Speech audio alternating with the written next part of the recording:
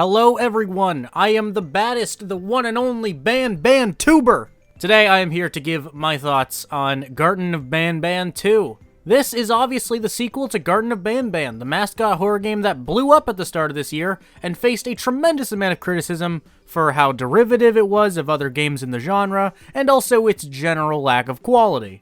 Although there will be plenty of jokes in this video, and I will make fun of how bad this game gets, this is also going to be my real, genuine review. I am not here to be totally uncharitable, and I will avoid all bias, and I do believe there are some parts of the game that are okay. However, this game is obviously very bad. If you wanted a TLDR, there it is. This game is really bad, though it does have some minor elements that I would deem passable. Let's start off with the positives. I am going to begin by going over the moments and elements of the game's design that I either legitimately enjoy to some extent, or at the very least believe to be passable. The very first puzzle in the lobby is actually quite solid. You have to use the chart on the wall to decipher what order to press the buttons that are on each desk. The colors of the desks correspond with the chart on the wall, and it actually takes a good moment to figure out at first. Following the initial puzzle, there is a sequence where you have to escape Nab Nab, the blue spider creature. Yes, it's Banban backwards. It's very creative. Basically, once you get the key card that is in this storage area, you have to get out by following the instructions of the arrows and do so as quickly as possible. This part isn't significantly good, and the fact that you can't really see Nab Nab unless you die is definitely a bad design decision, but this is one of those things that I would call passable. It's kind of suspenseful, it's not entirely boring. I think this part is fine. I think the section where you extract green fluid from the Captain Fiddles is fine. Again, nothing significant, it's somewhat fetch questy, but it doesn't bother me. Banbalina's section is almost passable, but it has flaws that are too great to ignore, so I have to save this one for later. There's this brief moment with Slow Celine the snail that's essentially a red light, green light type of game. If their eyes are looking at you, you have to stand still, but if their eyes are being goofy, you can run away.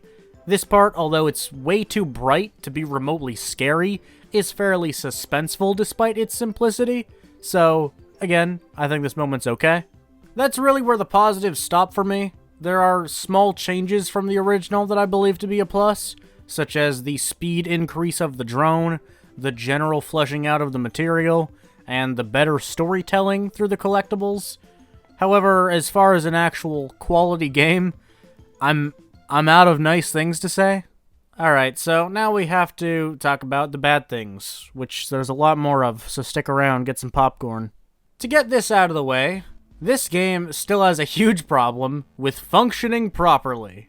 The hitboxes are nonsensical and frustrating. I don't really understand how this keeps happening. In the first Garten of Banban, I had this same issue because collecting the eggs for Opelabird was such a burden due to the hitboxes being inconsistent bullshit. And in this game, there are so many keycards, so many buttons, seashells, extracting fluid, gum, money, etc. If you are going to make a game where the main mechanic is pretty much just picking shit up, ensuring that this is efficient and consistent should be the first priority. And although, as far as this game functioning goes, we have more to say, I do want to squeeze in here that soft-locking the game is easier than it's ever been. In the first game, in order to soft-lock it, you had to pull off some pretty dope tricks. In this game, it's very easy. So if you are familiar with the first Garten of Banban, you know that Garten of Banban likes elevators, as in, they ended the first game with an elevator, and that's where the second game picks off from. And this is something they get right, both in the first game and second game, but not here. I don't understand how this happened.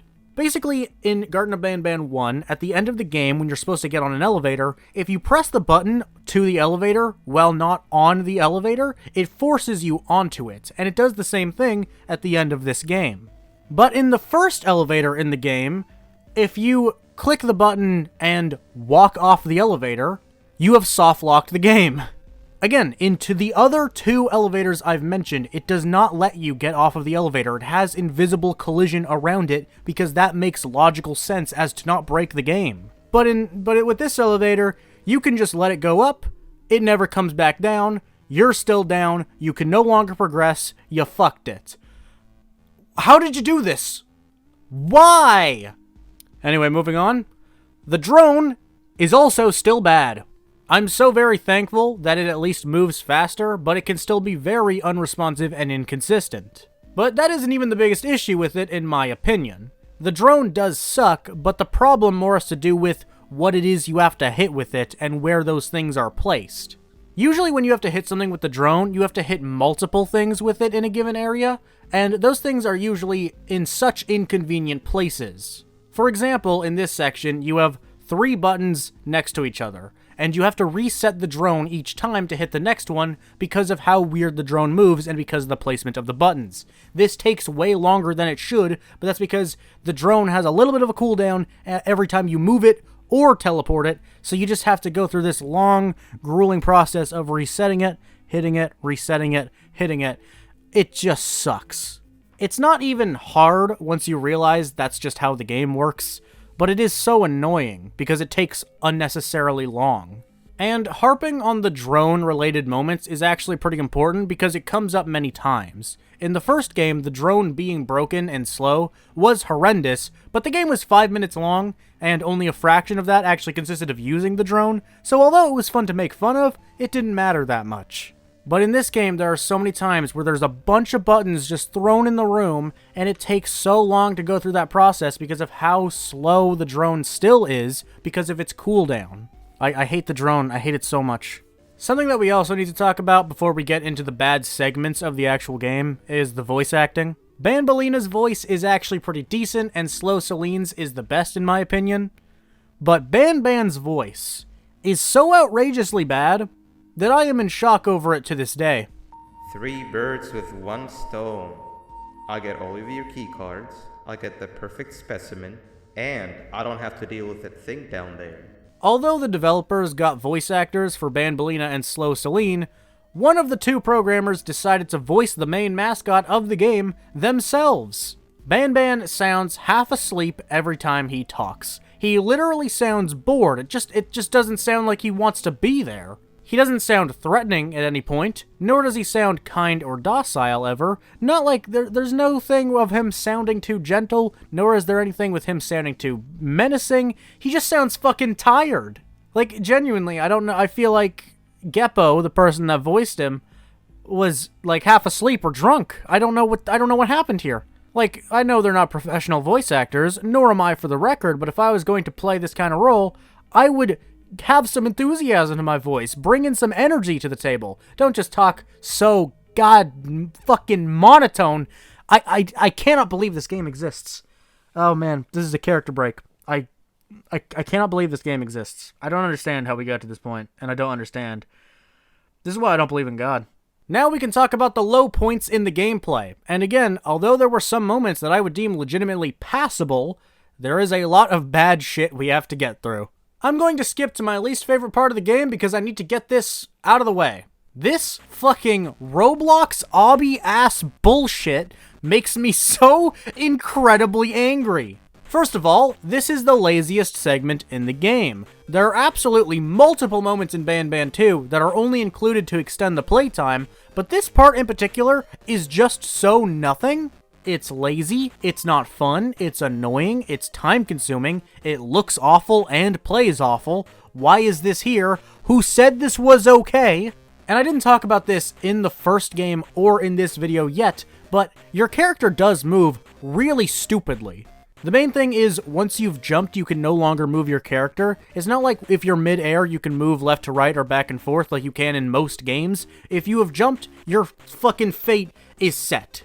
So in a section where the gameplay is nothing but jump from a platform to a platform over and over and over and over, it is infuriating. And it's genuinely one of the more challenging parts of the game, but not for a good reason. Most of you probably know that I speedran the first game, and I have speedran this one a fair few times, and I have never had more runs end at any point than this one, just because I die from how poorly the character's mechanics are implemented. Like, I feel like getting your character to move well should be like the first step of making a game. And if you weren't going to fix that, because again, you had since Banban 1, if you weren't going to fix that, Why was this included in the game? A section that's nothing but jump. Anyway, let's move on before I have a fucking mental breakdown. I have pretty similar feelings towards this section with the cannons as I do with the Roblox obby bullshit. A random button will activate, and you hit the correct one. You do this a total of 12 times. It is boring and overly time-consuming, and it isn't even remotely rewarding when it's over. Before you even do the cannon part, though, you need to collect 8 seashells to activate the game. So it basically goes from a longer version of the only piece of gameplay in the first game to a really boring reaction-based puzzle. I can't really call it a puzzle, but we'll go with that. Yeah, it's literally just, there are 6 total buttons in the room, one of them will light up, and you have to shoot that one, and if you miss it, too bad, you gotta start over. It's so boring. It's so boring. Next, I want to talk about the school section with Banbalina that I mentioned earlier, because I think this one is almost alright, it is just very poorly executed. This is a school setting where Banbalina will ask you a question and you have 4 different options for answers, and one of them will be correct. This, although it is also fairly dull and time-consuming, is a totally fine idea to me. However, the options for the answers that you are given do not make it clear what the right one is, and sometimes it just doesn't make sense. What is an example of a kind person? And your options are an unkind person, a mean kid, or a pain giver. This is stupid, and I refuse to entertain the idea that this makes sense. The answer is pain giver, because give is a part of the answer. Again, I refuse to entertain the idea that this makes sense. There are 2 math questions in a row at some point, and one of the answers is really smart kid, and one is smart kid, which is really strange because a really smart kid would be able to answer both of them, though it is obviously only correct for one of them. This section, although it's not one of my least favorites and I don't straight up hate it, is still really poorly executed and a pretty tremendous waste of time. And the final chase sequence is just so tragic. This is one of the only parts of the game that I knew was going to happen, and I had a small hope of it being okay. But this is unbelievably underwhelming. The entire threat of this chase sequence is Banbalina.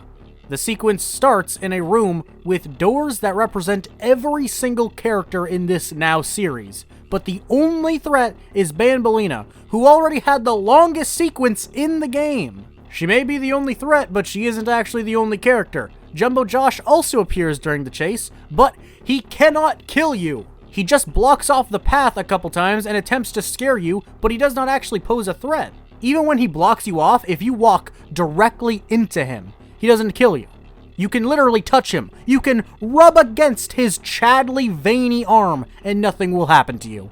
So this chase sequence, despite the cast of Banban now featuring 9 characters and having such a large location, consists of a character that already had their own sequence, the longest one in the game, a character that was featured at the end of the first game already and cannot kill you in either game, and they're in this weird pink area that has absolutely nothing interesting about it.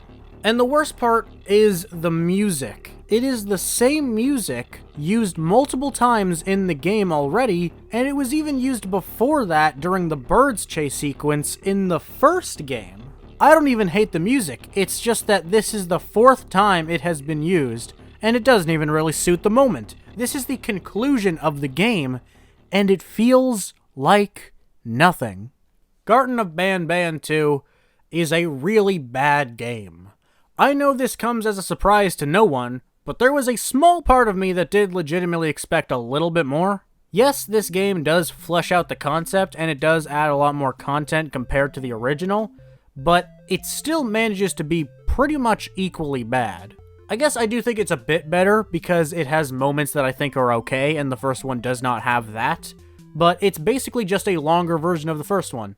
It may feel like there's more to it than the first one, but basically every single section of this game can be described as either collect some things to move on, or run.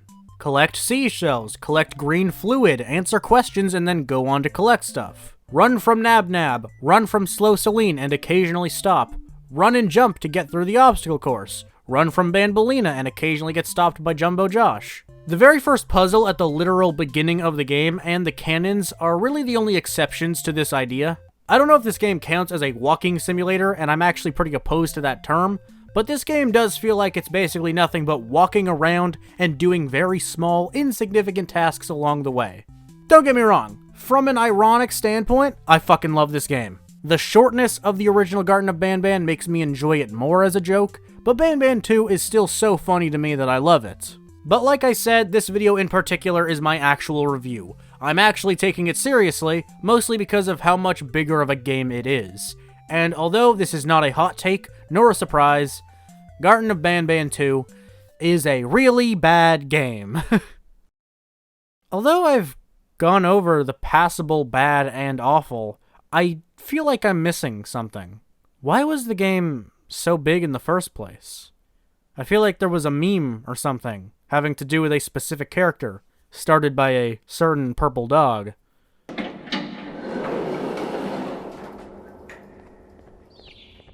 The birds! The birds are here, and I love them! This game is an 11 out of 10 by fucking default. Look at them. They are perfect. I would kill each and every single one of you watching to protect these scrunkly birds. This is the peak of gaming. This is the peak of media as a whole. Thank you for watching.